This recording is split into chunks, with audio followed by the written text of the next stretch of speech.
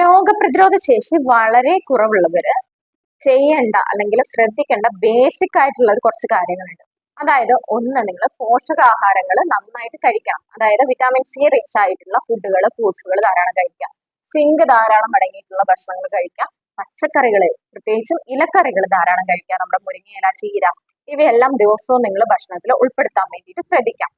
ഇനി അതുപോലെ തന്നെ ധാരാളം വെള്ളം കുടിക്കുക. വെള്ളം കുടി നോർമലാക്കി വെക്കണം. അതായത് 2 ലിറ്റർ തൊട്ട് 3 ലിറ്റർ വരെ ദിവസവും നിങ്ങൾ വെള്ളം കുടിക്കുന്നുണ്ട് എന്ന് ഉറപ്പ് വരുത്താം. ഇനി കുട്ടികളാണെങ്കിൽ കുട്ടികളുടെ വയസ്സിനനുസരിച്ച് നിങ്ങൾ വെള്ളം കൊടുത്തിരിക്കണം. ഇനി അതുപോലെ തന്നെ ഉറക്കം 7 അവർ തൊട്ട് ഒരു 8 മണിക്കൂർ വരെ രോഗപ്രതിരോധ ശേഷി കുറവുള്ളവര് ഉറങ്ങിയിരിക്കണം. നല്ല ഉറക്കം കിട്ടുന്നുണ്ട് എന്ന് തന്നെ ഉറപ്പ് വരുത്താം. ഇനി അടുത്തത് വ്യായാമം.